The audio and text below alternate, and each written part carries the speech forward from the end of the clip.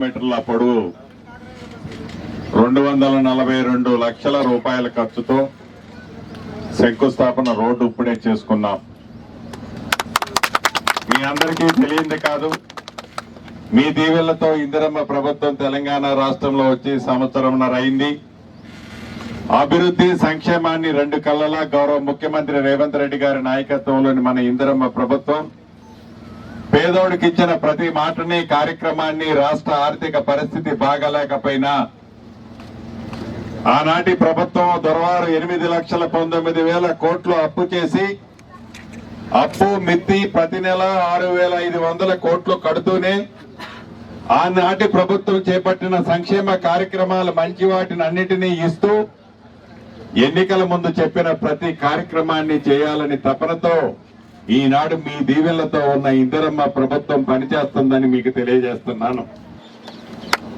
200 యూనిట్లు ఉచిత కరెంటు గాని, 500 రూపాయలకే గ్యాస్ మద్దు గాని, పేదవాడికి డబ్బు చేస్తే 10 లక్షల రూపాయలు ఆరోగ్యశ్రీ కార్యక్రమం ద్వారా మంచి వైద్యం కానీ, మొన్న ఉగాది నుంచి సన్న బియ్యం కానీ, గడిచిన 10 సంవత్సరాల్లో రేషన్ కార్డు ఇవ్వకపోతే రేషన్ కార్డు కానీ, ఇందిరమ్మ ఇళ్లు 10 సంవత్సరాలు మర్చిపోతే ఇందిరమ్మ ఇళ్లు కానీ, రైతన్నలకి 10 సంవత్సరాల్లో ఆ ప్రభుత్వం 17,000 కోట్ల రూపాయలు ఇస్తే 10 నెలల్లో మీరు తెచ్చుకున్న ఇందిరమ్మ ప్రభుత్వం 21,000 కోట్ల రూపాయలు రైతులు రుణమాఫీ చేసిన ప్రభుత్వం మన ఇందిరమ్మ ప్రభుత్వం. అంతేకాదు ఆనాటి ప్రభుత్వం రైతు బంధు ద్వారా ఎకరానికి 10,000 రూపాయలు ఇస్తే ఇప్పటికే మనం 2 విడతలు ఇచ్చాం. ఒకసారి 10,000 చొప్పున, రెండోసారి 12,000 రూపాయల చొప్పున.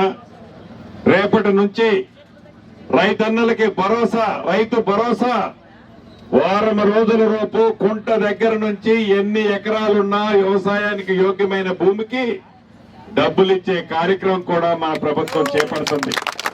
అంతేకాదు రైతును రాజు చేసే దాంట్లో భాగంగా సన్న వడ్లకి మద్దతు ధరతో పాటు క్వింటాల్కి 500 రూపాయల బోనస్ ఇచ్చిన ప్రభుత్వం మీ దీవెళ్లతో వచ్చిన ఇందిరమ్మ ప్రభుత్వం. ఇన్ని సంక్షేమ కార్యక్రమాలు చేస్తుంది. భవిష్యత్తులో ఇంకా చెప్పిని కొన్ని ఉన్నాయి చేయాల్సినవి, తప్పకుండా చేస్తుంది. రాబోయే రోజుల్లో ఏ ఎన్నికలు వచ్చినా మీ అమూల్యమైన దీవెనలు ఇందిరమ్మ ప్రభుత్వం ఉండాలని మనస్ఫూర్తిగా కోరుతూ మీ అందరి దగ్గర సెలవు తీసుకుంటాను.